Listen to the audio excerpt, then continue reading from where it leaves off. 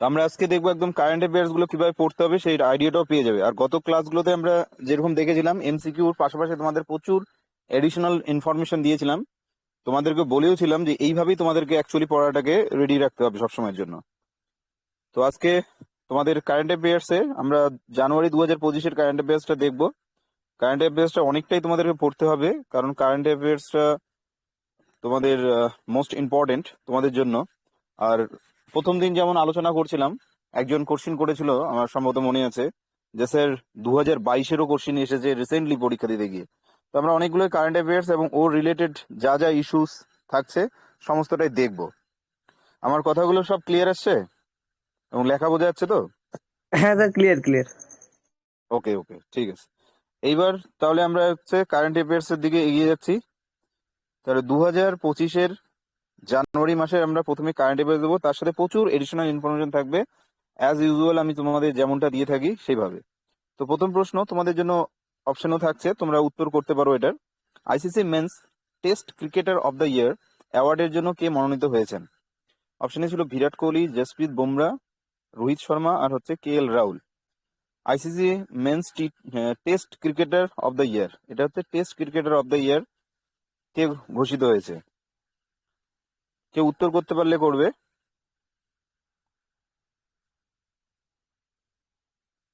জাসপ্রীত বুমরা। হ্যাঁ sir, জাসমিত Bumrah maybe. হ্যাঁ, জাসমিত সঠিক উত্তর, বুমরাই হবে। বেশ সঠিক উত্তর দিয়েছো। জসপ্রীত বুমরা হবে রাইট অ্যান্সার। জসপ্রীত বুমরা আমাদের ইন্ডিয়ান ফাস্ট পেস বোলার। তো এখানে আমরা একটু ডিটেলস দেখে নেব। সঠিক উত্তর Jasprit Bumrah. ICC women's cricketer of the year হয়েছে মেলিকের। ICC men's test cricketer of the year হয়েছে Jasprit Bumrah. ICC women's ODI cricketer of the year Smriti Mandhana. ICC men's ODI cricketer of the year, এটা মেন্সে Azmatullah Omarzai. ICC emerging women cricketer of the year হয়েছে Annerie Dercksen. ICC emerging men's cricketer of the year হয়েছে কামিন্দু মেন্ডিস সম্ভবত শ্রীলঙ্কার। ICC men's টি-20 cricketer of the ইয়ার আর্শদীপ সিং। তো এই সমস্ত ডিটেলসটা আমাদেরকে এখানে লাগবে। এছাড়াও আমরা আরো কিছু বিষয় জানবো, যেমন আইসিসি রিলেটেড কোশ্চেন থাকতে পারে। তো আইসিসি প্রতিষ্ঠিত হয় 15ই জুন 1909। এটা হচ্ছে আধুনিক আইসিসি, মানে ইন্ডিয়ান যেটা ইন্টারন্যাশনাল ক্রিকেট কাউন্সিল, যেটা হচ্ছে 1909 সালে। ঠিক আছে, তো এই ইন্টারন্যাশনাল ক্রিকেট কাউন্সিল প্রতিষ্ঠিত 1909 সালে, এটা লর্ডসে প্রতিষ্ঠিত হয়েছিল। আইসিসির সদর দপ্তর কোথায় আছে এটাও ইম্পর্টেন্ট, এটা হচ্ছে দুবাই, সংযুক্ত আরব আমিরশাহিতে যেটা অবস্থিত। আর আইসিসির বর্তমান চেয়ারম্যান অবশ্যই জয় শাহ হয়েছেন বর্তমান চেয়ারম্যান। আইসিসির সদস্যপদ ভারত পেয়েছিল 1932 সালে। আমাদের ভারতে যে ক্রিকেট কাউন্সিল সেটার নাম হচ্ছে বিসিসিআই, আর বিসিসিআই এর সভাপতি হচ্ছে রজার বিনি এবং সেক্রেটারি জয় শাহ। তো এই আইসিসি রিলেটেড এই কোশ্চেনগুলো আমাদেরকে মনে রাখতে হবে। আইসিসি প্রতিষ্ঠিত হয় 15ই জুন 1909 সালে। এটা আধুনিক আইসিসি, যেটা ইন্টারন্যাশনাল ক্রিকেট কাউন্সিল, সেটা প্রতিষ্ঠিত হয় 1909 সালে। এটা কোথায়? লর্ডসে। আর প্রথম আইসিসি ভারত যুক্ত হয়েছিল 1932 সালে। আইসিসি চেয়ারম্যান জয় শাহ, এটা মনে রাখতে হবে। পরের প্রশ্নে যাচ্ছি। বিশ্বের সর্বকনিষ্ঠ মহিলা পর্বতারোহী হিসাবে 7টি মহাদেশের 7টি সর্বোচ্চ পর্বতশৃঙ্গ জয় করলেন কে? এটা খুবই ইম্পর্টেন্ট একটা প্রশ্ন। কেউ উত্তর করতে পারবে এটা? এটা কাম্য কার্তিকেয়ান অপশনে আছে, মালাভাত পূর্ণা, অরুণিমা সিনহা আর হচ্ছে মেঘা বার্মা। বিশ্বের সর্বকনিষ্ঠ মহিলা পর্বতারোহী হিসেবে 7টি মহাদেশ, আমাদের পৃথিবীতে টোটাল 7টা মহাদেশ রয়েছে। সেই 7টা মহাদেশের যে 7টা সর্বোচ্চ শৃঙ্গ, সেই 7টা সর্বোচ্চ শৃঙ্গ জয় করেছেন। এর বয়স মাত্র 17 বছর। এই 17 বছরেই এমন একটা কীর্তি করেছেন যেটা ভারতের অবশ্যই গর্ব, একজন ভারতীয় যেহেতু। তো 7টা মহাদেশের 7টা সর্বোচ্চ শৃঙ্গ তিনি জয় করেছেন মাত্র 17 বছর বয়সে। তিনি হলেন কাম্য স্যার, এটা কার্তিকেয়ান। মেঘা বার্মা হবে? কাম্য কার্তিকেয়ান হবে উত্তর। ও, সঠিক কাম্য উত্তর হবে কাম্য কার্তিকেয়ান। কার্তিকেয়ান। ঠিক আছে, ডিটেলসটা দেখে নিই একটু। কাম্য কার্তিকেয়ানের ছবিটা দেখে নাও প্রথমে। ইনি হলেন সেই মহিলা, মেয়ে, যে হচ্ছে 17 বছর বয়সে এইরকম একটা অসম্ভব কীর্তি তিনি অর্জন করেছেন। আর এখানে তোমরা দেখতে পাচ্ছ, এখানে তোমরা দেখতে পাবে, দেখো এটা ওশেনিয়ার কোসিয়াস্কো নাম শুনেছো, যদিও এখানে একটু পুনিচাকটাকেও জাভাটাকেও এটা সর্বোচ্চ পর্বত, তো এটাকেও ধরা হয় ওশেনিয়ার। তো এটা ওশেনিয়ার। আমাদের এশিয়ার হচ্ছে মাউন্ট এভারেস্ট, আর আফ্রিকার এলব্রুস, ইউরোপের এলব্রুস, এর যদিও মাউন্ট ব্ল্যাঙ্ককেও ধরা হয়। তো এলব্রুস আর মাউন্ট ব্ল্যাঙ্ক নিয়ে কিন্তু বিতর্ক রয়েছে। তো মন্ট ব্ল্যাঙ্ক যেটা, এটাও কিন্তু ধরা হয়। ঠিক আছে, তো এলব্রুস আর মন্ট ব্ল্যাঙ্কের মধ্যে অপশনের যদি পাও তাহলে দুটোই হবে, দুটোদের মধ্যে যে কোনো দিলে অসুবিধা হবে না। আফ্রিকার সর্বোচ্চ শৃঙ্গ কিলিমাঞ্জারো। ঠিক আছে, এছাড়াও যেটা হয়েছে লাস্ট যেটা করেছে, আমরা ডিটেলসটা দেখবো অবশ্যই। এটা হচ্ছে ভীষণ মেসিভ, এটা হচ্ছে আন্টার্কটিকায় অবস্থিত। এই আন্টার্কটিকার এই পর্বতশৃঙ্গটা তো সে গিয়েছে। দক্ষিণ আমেরিকার একানুগুয়া, এটা পড়েছো তোমরা। আর উত্তর আমেরিকার হচ্ছে মাউন্ট কিনলে।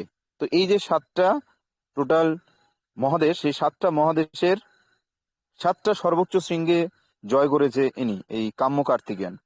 এখানে পুরো ডিটেলস আছে, আমি তোমাদের তো পিডিএফটা অবশ্যই প্রোভাইড করে দেবো, তোমরা একবার পড়েও নিবে। Kammo has submitted the highest peak on all continents and became the youngest female to complete the 7 summit challenge when she submitted Mount Vinson in Antarctica. এটা হচ্ছে কবে? 2024 সালে। তাহলে 2024 সালে মাউন্ট ভিশন, এটা হচ্ছে লাস্ট। তার আগে দেখো 20 মেতে আবার সে মাউন্ট এভারেস্ট জয় করেছিল। তার আগে দেখো এই একানুগুয়া, তো এই সমস্ত কিছু জয় করে নিয়েছে। কোন সালে, কবে, কোথায়, তো এগুলো এগুলো তেমন ইম্পর্টেন্ট নয়, এটা জিজ্ঞাসাও করবে না। তো মেইনলি আমরা মনে রাখবো হচ্ছে কাম্য কার্তিকেয়ান কি করেছে, 7টা মহাদেশের 7টা সর্বোচ্চ শৃঙ্গ জয় করেছে। Next, 18th elephant and tourism festival কোথায় অনুষ্ঠিত হলো? এটা 18তম এলিফ্যান্ট অ্যান্ড ট্যুরিজম ফেস্টিভ্যাল, এটা কোথায় অনুষ্ঠিত হয়েছে? অপশনে আছে নেপাল, পরে অপশনে আছে ভারত, পরে অপশন আছে বাংলাদেশ, পরে অপশন আছে ভুটান। এর মধ্যে কোনটা সঠিক উত্তর হতে পারে? যারা আনসার করতে পারবে অবশ্যই বলবে। Sir Bhutan maybe. আচ্ছা, 18তম এলিফ্যান্ট ট্যুরিজম ফেস্টিভ্যাল কোথায় নেপালে অনুষ্ঠিত হয়? এটা হলো নেপাল। ভেরি গুড, যে নেপাল বলছো সঠিক উত্তর বলেছো, এটা হবে নেপাল। বিষয়টা একটু দেখে নিই। নেপাল, আচ্ছা এই বিষয় সম্পর্কে বিশেষ ডিটেলস নেই। তো এলিফ্যান্ট অ্যান্ড ট্যুরিজম যেটা, এটা হচ্ছে 18তম এই বছর হয়েছে। তার মানে এটাকে তো প্রতি বছরে তোমরা যদি অ্যাড করো তাহলে কবে শুরু হয়েছে জানতে পারবে। নেপালের রাজধানী জানি আমরা কাঠমান্ডু। নেপালের সর্বোচ্চ শৃঙ্গ মাউন্ট এভারেস্ট। নেপালের দীর্ঘতম নদী হচ্ছে কর্ণালী, এটা ঘারগার নামে পরিচিত। আর একটা ইম্পর্টেন্ট প্রশ্ন এটা এখানে অ্যাড করেছিলাম আমি, সেটা হচ্ছে জয়পুরে প্রতি বছর হস্তি উৎসব পালন হয়। তো পরীক্ষায় আসতে পারে হস্তি উৎসব কোথায় হয়? তো এটা জয়পুরে হয়, প্রতি বছরই এটা এই হস্তি উৎসবটা হয়। পরে প্রশ্ন, রথ সপ্তমীকে রাষ্ট্রীয় উৎসব হিসেবে ঘোষণা করলো কোন রাজ্য? রথ সপ্তমীকে রাষ্ট্রীয় উৎসব হিসেবে ঘোষণা করেছে কোন রাজ্য? অপশন আছে অন্ধ্রপ্রদেশ, পরে অপশন আছে কর্ণাটক, পরে অপশন আছে তামিলনাড়ু, পরে অপশন আছে তেলেঙ্গানা। রথ অন্ধ্রপ্রদেশ। সপ্তমীকে রাষ্ট্রীয় উৎসব হিসেবে ঘোষণা করেছে কোন রাজ্য? তামিলনাড়ু। এখানে অন্ধ্রপ্রদেশ না, স্যার। অন্ধ্রপ্রদেশ যে উত্তর বলছো সে সঠিক উত্তর দিয়েছো, সঠিক উত্তর হবে অন্ধ্রপ্রদেশ। দেখে নি, অন্ধ্রপ্রদেশ হবে রাইট অ্যান্সার। এখানে বাকি কিছু ইম্পর্টেন্ট উৎসবের এখানে উল্লেখ রয়েছে, তো এই লিস্টটা তোমরা অবশ্যই পড়ে নেবে। হাম্পি উৎসব কোথায় হয়? হাম্পি উৎসব হয় কর্ণাটকে। ছট পূজা বিহার উত্তরপ্রদেশের, ইম্পর্টেন্ট বেশি। কারাগা উৎসব কর্ণাটক। করবা চৌথ, এটাও পরীক্ষা জিজ্ঞাসা করে, তো এটা অনেকগুলোই হয়, অনেকগুলো জায়গায় হয়, আমাদের রাজ্যেও হয়। তো করবা চৌথ মেইনলি পাঞ্জাবের উৎসব। থাইয়াম কেরালাতে। পরিয়ানাতে পরিয়ানপেত্তামুরম, এটা পরিয়ানপেত্তামুরম, এটা হচ্ছে কেরালাতে। এছাড়াও ওনাম উৎসব কেরালার মধ্যে আছে। গুড়ি পাদোয়া মহারাষ্ট্র। খার্চি পূজা ত্রিপুরা। উৎসবগুলোর লিস্ট আমি তোমাদের পরে দিয়ে দেবো। তোমাদের জন্য অলরেডি একটা বই আছে, যেটা হচ্ছে আমাদের স্ট্র্যাটেজিকের বই, সেটা সম্ভবত তোমাদেরকে ফ্রিতে দেওয়া হবে। লোসার উৎসব হিমাচল প্রদেশ সিকিম। চাপচরকুট এটা মিজোরাম। গাঙ্গোঘর রাজস্থান। আচ্ছা, এগুলোতে ইম্পর্টেন্ট যেরকম আছে কং উৎসব, এটা মণিপুরের একটা রথযাত্রা উৎসব। কং উৎসব খুবই ইম্পর্টেন্ট। ওনাম খুবই ইম্পর্টেন্ট। সারহুল খুবই ইম্পর্টেন্ট, আমাদের রাজ্যেও সারহুল উৎসব পালন করে থাকে, কিন্তু মেইনলি এটা উৎসব হচ্ছে ঝাড়খণ্ডের। ওনামটা খুবই ইম্পর্টেন্ট, এটা হচ্ছে কেরালার উৎসব। এছাড়াও প্রচুর উৎসব আছে, তো এখানে কিছু উৎসবের উল্লেখ তোমাদের জন্য। পরের প্রশ্ন, সোয়ার প্ল্যাটফর্ম চালু করলো কোন রাজ্য? SWAR।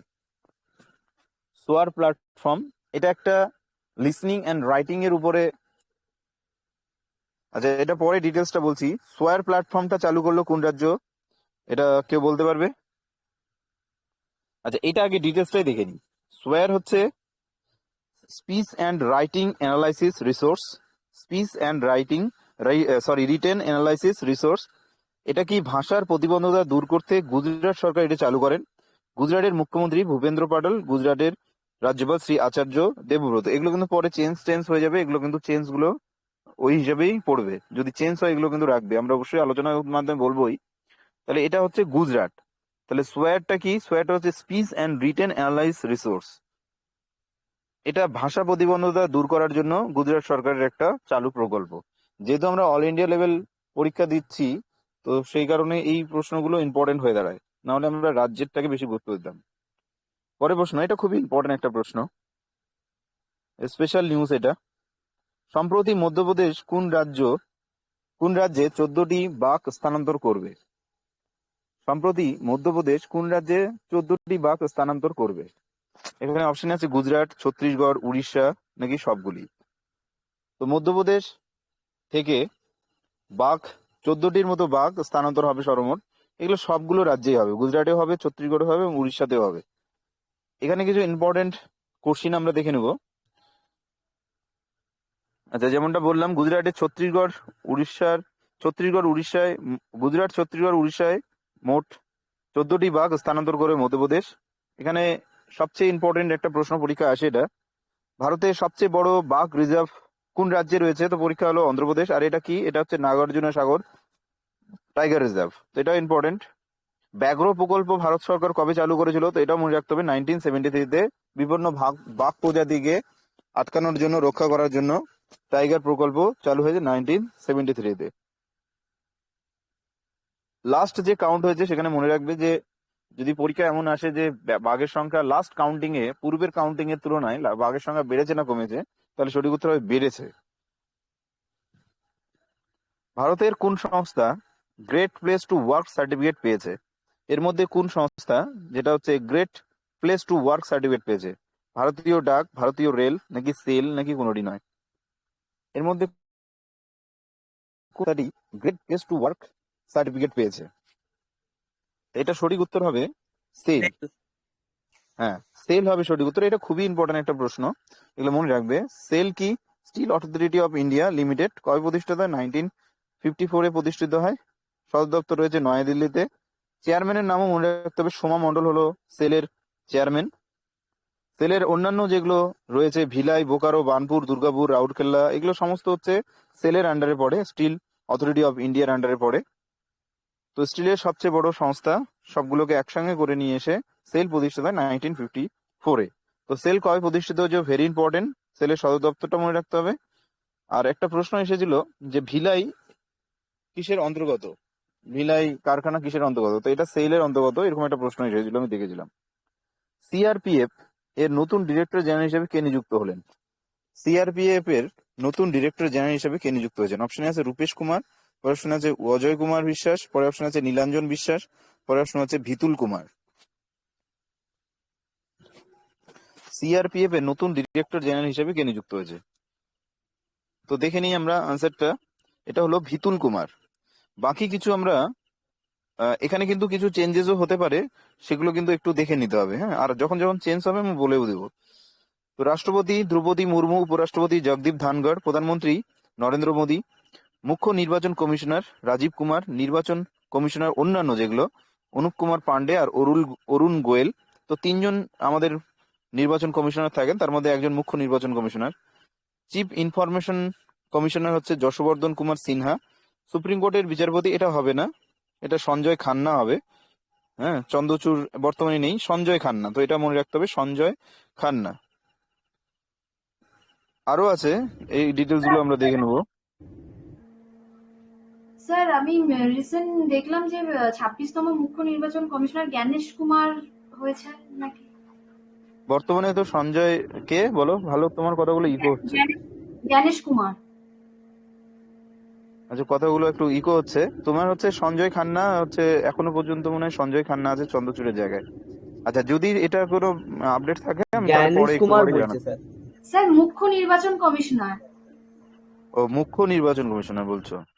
ঠিক আছে, আমি বললাম যে এগুলোতে যদি একটু চেঞ্জ হয়, চেঞ্জ হয়, একটু একটু মানে লিখে রাখবে তোমরা নিজেদের মতো করে, এটাকে চেঞ্জ গুলো লিখে রাখবে, হ্যাঁ। এগুলোকে পড়তে হবে, সেই জায়গাটাকে রাখো। আর তোমার হচ্ছে যদি কোনো নাম চেঞ্জ হয় এখানে, তো সেই নাম চেঞ্জ গুলো অবশ্যই লিখে রাখবে, চেঞ্জ করেই লিখে রাখবে। আর এই জিনিসগুলো তোমাদের পড়তে হবে, হ্যাঁ। নৌসেনা প্রধান, বায়ুসেনা প্রধান, সেনা প্রধান, রিজার্ভ ব্যাংকের গভর্নর, এটাও চেঞ্জ হবে। শক্তিকান্ত দাস নেই, এটাও চেঞ্জ হবে। লোকসভার স্পিকার, অ্যাটর্নি জেনারেল, ঠিকই আছে। আইবি ডিরেক্টর, সিবিআই ডিরেক্টর, ঠিক আছে। এই নামগুলো পরে তোমাদের পিডিএফটা যখন দেবো, তোমাদের যদি কোনো কোনো জায়গায় চেঞ্জ হয়, খাতায় যখন লিখে নিচ্ছ তখন হচ্ছে একটু চেঞ্জ করে নেবে।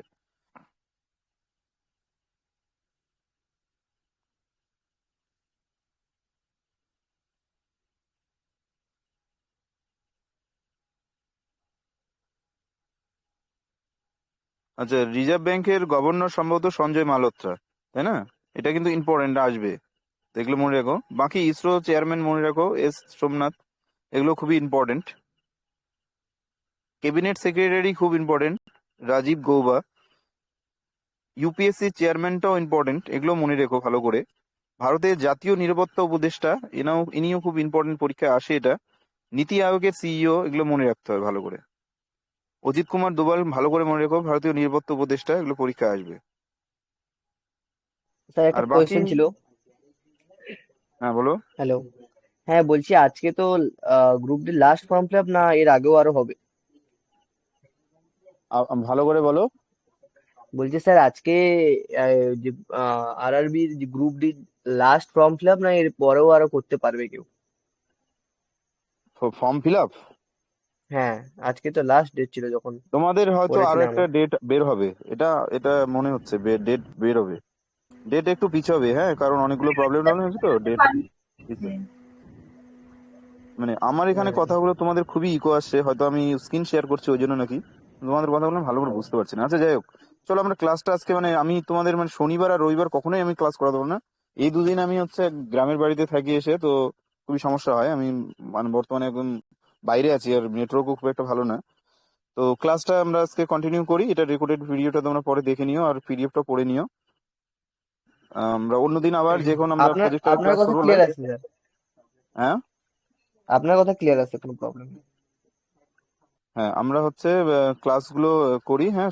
মঙ্গলবারে যখন আমি ক্লাস করাবো আবার তোমাদের, তখন ফেস ক্লাস করাবো, তখন আবার বিভিন্ন প্রশ্নগুলো উত্তর করবো, তোমাদের যা যা প্রশ্ন থাকছে। সম্প্রতি ভেম্বনাথ হ্রদ খবরে আছে, এটি কোন রাজ্যে অবস্থিত? ভেম্বনাথ হ্রদ খবরে থাকার কারণটা হচ্ছে, ভেম্বনাথকে একটা নতুন প্রজেক্ট নেওয়া হয়েছে, যেখানে ভেম্বনাথ যে আমাদের হ্রদ রয়েছে, তো এই হ্রদটাকে, দীর্ঘতম হ্রদ এটা ভারতের অন্যতম, তো এই হ্রদটাতে হচ্ছে সম্পূর্ণ প্লাস্টিকটা হচ্ছে দূষণমুক্ত করার একটা পরিকল্পনা নেওয়া হয়েছে। তো এই ভেম্বনাথ হ্রদ রয়েছে হচ্ছে কেরালা রাজ্যে। তো নিউজে থাকার কারণ এটা হচ্ছে সম্প্রতি ক্লিন করার ব্যবস্থা হচ্ছে। আর ভেম্বনাথ হ্রদটাও ভেরি ইম্পর্টেন্ট। তো কেরালা রাজ্যের কোয়াট্টাম জেলায় অবস্থিত এটা, ভারতের দীর্ঘতম হ্রদ এটা। এগুলো পরীক্ষা মনে রাখতে হবে, ভেরি ইম্পর্টেন্ট কথা। পৃথিবীর বৃহত্তম হ্রদ হলো কাস্পিয়ান সাগর। পৃথিবীর বৃহত্তম স্বাদু জলের হ্রদ হলো বৈকাল হ্রদ, গভীরতম এটা হবে। ভারতের বৃহত্তম স্বাদু জলের হ্রদ হলো উলার। আর চিল্কা হলো এশিয়ার, এবং এশিয়া ভারতের তো থাকছে, এশিয়ারও হচ্ছে বিশ্বেরও দ্বিতীয় বৃহত্তম লেগুন বা লবণাক্ত জলের হ্রদ। ভারতের উচ্চতম যদি হ্রদ বলে তাহলে প্যাংগং লেক। সহিংসতা বৃদ্ধির কারণে সম্প্রতি কোন ক্যারিবিয়ান দেশ জরুরি অবস্থা ঘোষণা করেছে? সহিংসতা বৃদ্ধির কারণে সম্প্রতি কোন ক্যারিবিয়ান দেশ হচ্ছে জরুরি অবস্থা জারি করেছে, ন্যাশনাল এমার্জেন্সি জারি হয়েছে? অপশন আছে জামাইকা, পরে অপশন আছে ত্রিনিদাদ ও টোবাগো, পরে অপশন আছে বার্বাডোস, পরে অপশন হচ্ছে গায়না। তো সহিংসতা বৃদ্ধির কারণে সম্প্রতি ত্রিনিদাদ আর হচ্ছে টোবাগোতে জরুরি অবস্থা জারি হয়েছে। ত্রিনিদাদ টোবাগোর একটু ডিটেলস দেখে নেব। তো এটা সাধারণত অনেক লোকজন, মানে গ্যাং সম্পর্কিত গুলি বর্ষণ, তো এই কারণেই এটা হয়েছে ত্রিনিদাদ ও টোবাগোতে। ত্রিনিদাদ টোবাগো থেকে অনেক কিন্তু ক্রিকেটার আছে, দেখবে আমাদের আইপিএল খেলতে আসে। এর রাজধানী হলো পোর্ট অফ স্পেন। আর এগুলো দেশটা সম্পর্কে বলা হয়েছে কিছু, তো এটা তেমন ইম্পর্টেন্ট না, শুধু রাজধানীটা মনে রেখো, স্পেন, পোর্ট অফ স্পেন। সম্প্রতি খবরে দেখা যাওয়া আইএনএস সুরত। আইএনএস সুরত কি?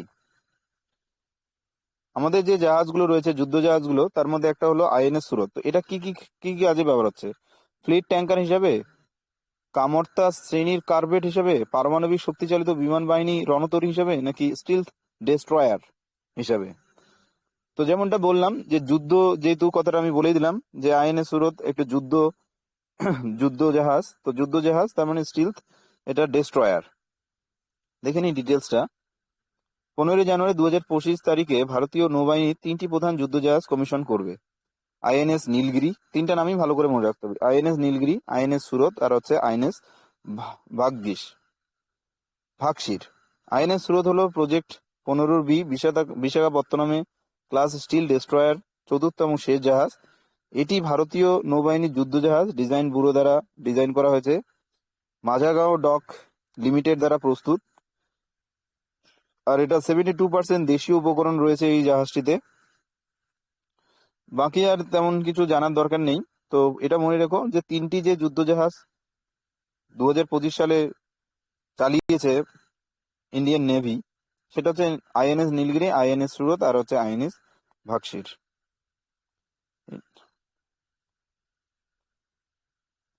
পরের প্রশ্নটা, 2023 সালের কবিতার জন্য গঙ্গাধর জাতীয় পুরস্কার কে সম্মানিত হয়েছেন? গঙ্গাধর জাতীয় পুরস্কারে কে সম্মানিত হয়েছেন? অপশনে আছে নীলকণ্ঠ দীক্ষিত, পুদিকলা বংশীধর, প্রতিভা শতপথী, আর হচ্ছে তিশানি পারমার। 2023 সালের কবিতার জন্য গঙ্গাধর জাতীয় পুরস্কার, তো গঙ্গাধর জাতীয় পুরস্কার এটা বেশি জনকে দেওয়া হয় না, খুব কমই, যেমন গুলজার এর মধ্যে অন্তর্ভুক্ত আছে। তো এটা হচ্ছে প্রতিভা শতপথী, ইনি পেয়েছেন এটি। প্রতিভা শতপথী প্রখ্যাত উড়িয়া কবি, ইনি একজন উড়িষ্যার কবি। তো 2023 সালে ইনি গঙ্গাধর জাতীয় পুরস্কার পেয়েছেন। তার রচনা হচ্ছে শেষ যান। তো এই পুরস্কারে বাকি যারা পেয়েছিলেন, গুলজার পেয়েছিলেন, সচ্চিদানন্দন পেয়েছিলেন, আর জয়ন্ত মহাপাত্র পেয়েছিলেন। পুরস্কারে কি দেওয়া হয় এটা বলা হয়েছে। তো এটা 1989 সালে শুরু হয়েছিল। সম্প্রতি প্রয়াত রাজগোপাল চিদাম্বরম কোন ক্ষেত্রের সঙ্গে যুক্ত ছিলেন? রাজগোপাল চিদাম্বরম। তো সম্প্রতি মারা যাওয়া কিছু প্রশ্ন পরীক্ষায় থাকেই, তোমরা যারা বিভিন্ন পরীক্ষা দিয়েছো তারা জানোই। তো এইরকম প্রশ্নগুলো কিন্তু পড়তে হবে। সম্প্রতি প্রয়াত রাজগোপাল চিদাম্বরম কোন ক্ষেত্রের সঙ্গে যুক্ত ছিলেন? তো এটা হবে পারমাণবিক পদার্থবিদ্যার সঙ্গে যুক্ত ছিলেন তিনি। ভারত 1974 এবং 1998 সালের পারমাণবিক চুক্তির মূল চরিত্র তিনি ছিলেন, নাম হচ্ছে রাজাগোপাল চিদাম্বরম। তো যেহেতু পারমাণবিক চরিত্রের মূল তিনি ছিলেন, তার কারণে আমরা এই নামটা মনে রাখবো।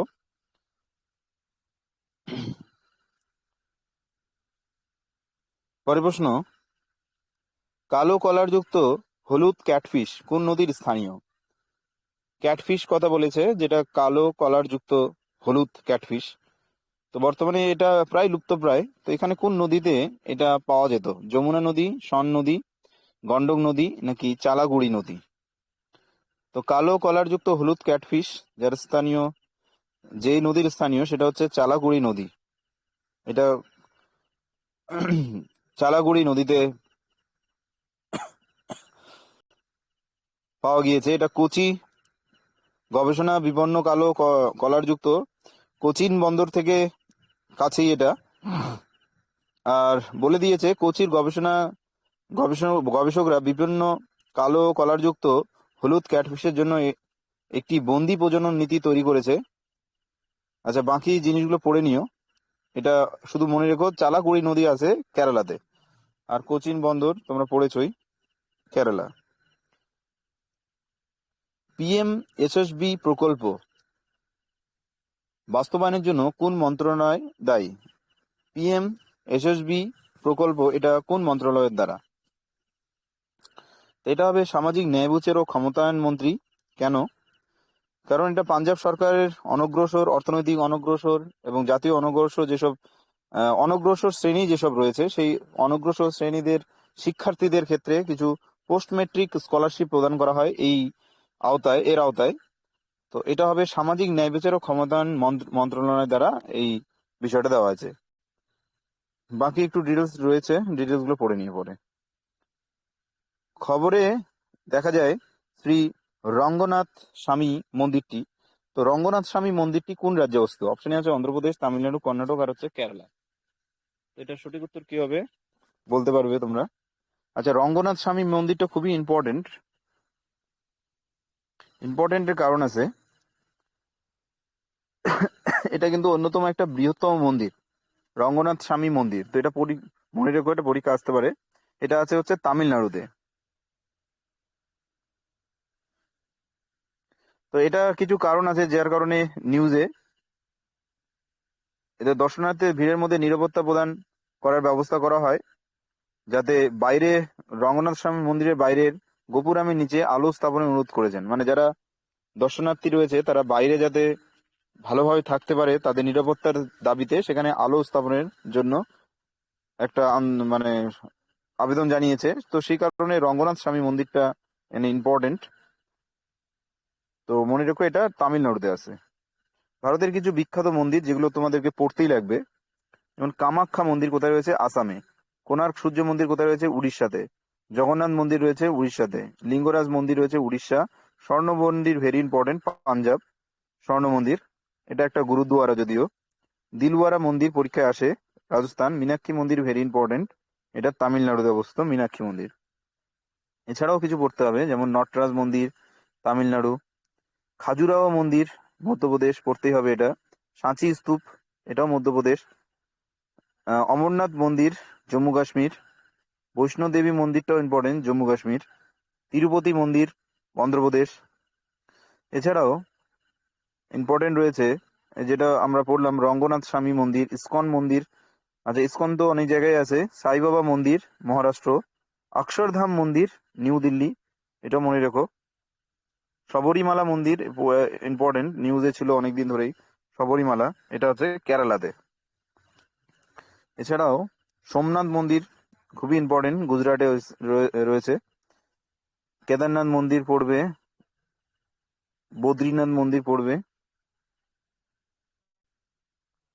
আচ্ছা, একটু ইংলিশে আছে কোশ্চেনটা। What is the rank of India in the Henley passport index? Henley passport index প্রতি বছরই তাদের ইন্ডেক্স প্রোভাইড করে যে যারা হচ্ছে বিদেশে যাবে, পাসপোর্টের ক্ষেত্রে কোন দেশে কতটা ছাড় দেওয়া হয়, কার পাসপোর্ট কতটা শক্তিশালী। তো কতটা শক্তিশালী তার উপরে র্যাঙ্ক হয়। তো ইন্ডিয়ার র্যাঙ্ক এবছর খুবই খারাপ গত বছরের র্যাঙ্কের তুলনায়। তো এই বছরে ইন্ডিয়ার র্যাঙ্ক হয়েছে 85, 85তম র্যাঙ্ক হয়েছে।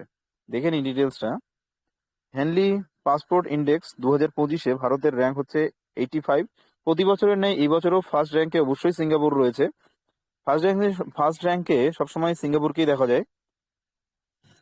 তো 2024-এ এটা 80তম ছিল, 2006 সালে 71তম ছিল, কিন্তু এবছর আরো বেশি খারাপ হয়েছে। তো টপ র্যাঙ্কিং হচ্ছে সিঙ্গাপুর। টোটাল 195টা কান্ট্রির উপরে এটা হয়েছে, তার মধ্যে সিঙ্গাপুর হচ্ছে টপ র্যাঙ্ক, বাকি ইন্ডিয়া হচ্ছে 85 rank. Mount Abu was seen in the news is located in, Mount Abu কোথায় রয়েছে? ফিলিপিন্সে, ভিয়েতনামে, মালয়েশিয়ায় নাকি ইন্দোনেশিয়ায়? মাউন্ট আবু। তো মাউন্ট আবু হচ্ছে কোথায় রয়েছে? এটা একটা ভলক্যানো যেটা ইন্দোনেশিয়াতে রয়েছে। ইন্দোনেশিয়াতে প্রচুর ভলক্যানো রয়েছে, কারণ ইন্দোনেশিয়া রিং অফ ফায়ারের মধ্যেই পড়ে। জাপান যেমন রিং অফ ফায়ারের মধ্যে পড়ে, ইন্দোনেশিয়া তেমনি রিং অফ ফায়ারের মধ্যে পড়ে। অর্থাৎ এখানে ছোট ছোট, সাধারণত একটা প্লেট আর একটা প্লেট, বড় প্লেট এসে ছোট প্লেটগুলোর সঙ্গে যখনই যুক্ত হয়, যে জায়গাগুলো যুক্ত হওয়ার জায়গা, অর্থাৎ একটা প্লেট থেকে আরেকটা প্লেটে যে গ্যাপ বলো, পাশাপাশি চলা বলো বা কাছে আসা সংঘর্ষ, তো এইগুলো যে থাকে এটা রিং অফ ফায়ার বলে পুরোটাই। তো প্রশান্ত মহাসাগরে অ্যাকচুয়ালি এই রিং অফ ফায়ারটা রয়েছে। তো প্রশান্ত মহাসাগর আগ্নেয় বলয় যেটা, সেটা যেহেতু ইন্দোনেশিয়া, জাপান এইসব কান্ট্রিতে পড়ে, তো এখানে প্রচুর ভলক্যানোস তৈরি হয়েছে, আগ্নেয়গিরি তৈরি হয়েছে। তো মাউন্ট আবুতেও একটা আগ্নেয়গিরি রয়েছে, এটা হচ্ছে ইন্দোনেশিয়া। জাপানে যেমন Fujiyama. Ebola virus that was recently seen in news are primarily found in which region, কোথায় পাওয়া গিয়েছে? এবোলা ভাইরাস। এগুলো ভাইরাস কিন্তু মনে রাখতে হবে। এবোলা ভাইরাস পাওয়া গিয়েছে হচ্ছে sub Saharan Africa. Sub Saharan আফ্রিকাতে পাওয়া হয়েছে এবোলা ভাইরাস, এটাও ইম্পর্টেন্ট। এরপর পরীক্ষায় আসে জিকা ভাইরাসের কথা, এটা প্রথম পাওয়া গেছিল উগান্ডায়, আর এর হচ্ছে এটা ছড়ায় হচ্ছে বানর দ্বারা, এগুলো ইম্পর্টেন্ট কথা। নিপা ভাইরাস মালয়েশিয়ায়, এটা শুকরের মাধ্যমে ছড়ায়। করোনা ভাইরাস এটা ওয়ান প্রদেশে পাওয়া গিয়েছিল চায়নাতে। আজকে তোমরা একটু অ্যাডজাস্ট করে নাও, হয়তো অনেকের ক্লাসটা আজকে ভালো লাগবে ভালো লাগবে না, অ্যাডজাস্ট করে নাও। নেক্সট দিন থেকে ক্লাসগুলো ঠিক হবে, প্রজেক্টারে সব ঠিক আছে, আজকে একটু এক্সট্রাই হয়ে গেল। Which country is the host of 28th Conference of Speakers and Presiding Officers of Parliaments of Commonwealth Countries? আচ্ছা, এই বছর 28তম কমনওয়েলথ কান্ট্রিগুলোর যে সম্মেলন, সেই সম্মেলনটা হোস্ট করবে কোন কান্ট্রি, মানে সম্মেলনটা হবে কোন দেশে? তো এই বছরে যে কমনওয়েলথ কান্ট্রির যে সম্মেলন, সেই সম্মেলনটা হবে ইন্ডিয়াতে। ইন্ডিয়াতে হবে 2025-এর 28তম। তো 28তম এটা 2026-এ হবে, সরি। তো এটা হোস্ট করবে ইন্ডিয়া। আর কোশ্চেন নেই, আজকের 20টা প্রশ্নই ছিল। তো তোমাদেরকে আজকে অ্যাডজাস্ট করে নাও, পুরোনো যারা ক্লাসগুলো দেখেছো আশা করি ক্লাস খারাপ যায় না। তো আমরা অনেক ডিটেলস পড়বো, তোমাদের আমি পিডিএফটা দিয়ে দিচ্ছি, পড়ে নিও। আর বাকি তোমাদের যেমনটা সায়েন্সের ক্লাস করাচ্ছিলাম, পাশাপাশি আর্টসের এবং স্ট্যাটিকের ক্লাস সেভাবে হবে। আমরা কারেন্ট অ্যাফেয়ার্স আর জেনারেল অ্যাওয়ারনেসটা একসাথে পড়বো। যেমন ধরো যে তোমাদের এই যে এগুলো কিন্তু স্ট্যাটিকের প্রশ্ন, আর তার সাথে কি কারেন্ট অ্যাফেয়ার্স দিয়ে দিলাম, তাহলে তোমাদের কারেন্ট অ্যাফেয়ার্স আর জেনারেল অ্যাওয়ারনেস দুটো একসাথেই হচ্ছে। তো আগামী দিনে এগুলোকে আরো একটু বেশি ভালো করে করবো। আজকে এইটুকুই থাক।